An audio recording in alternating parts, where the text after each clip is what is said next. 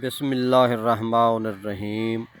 हुस्न में फ़ितरी कशिश है, बहार हो बरसात हो खून का मौसम हो, खुशबूदार ताज़ा हवा हो, रोमानवी जज्बात हों, पाकीज़ा ख़यालात हों तो इंसान तरोताज़ा हो जाता है और दिलो दिमाग मुअत्तर होते हैं। तस्कीन क़ल्ब से सुकून मिलता है, ज़िंदगी पुर रौनक हो जाती है, वजूद पर सेहतमंदी अरूज करती है, राज करती है।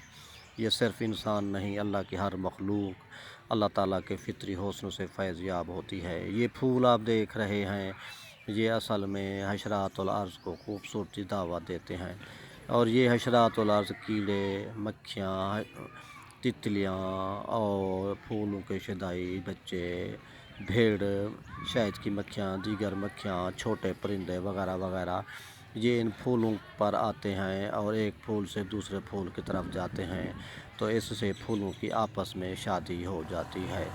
स्टेमन नर के जरदाने स्टिग्मा तक पहुँचते हैं और फिर ओवरी में चले जाते हैं, उनके पेट में, और बीज बनते हैं और जिससे नई नस्ल आगे बढ़ती है। इससे फूलों की शादियाँ हो जाती हैं और ये फूल शादियों के हवाले से अपना अल्लाह की मखलूक का शादियाँ करवा कर नस्ल आगे बढ़ाते हैं। वैसे भी फूल रोमानवी जोड़े हों या पौधे हों या इंसान हों, जो भी हों, उन सब के लिए खुशियों का पैगाम है। हुस्न हर एक को पसंद है और ये अच्छी चीज़ें हैं, अच्छी बातें हैं।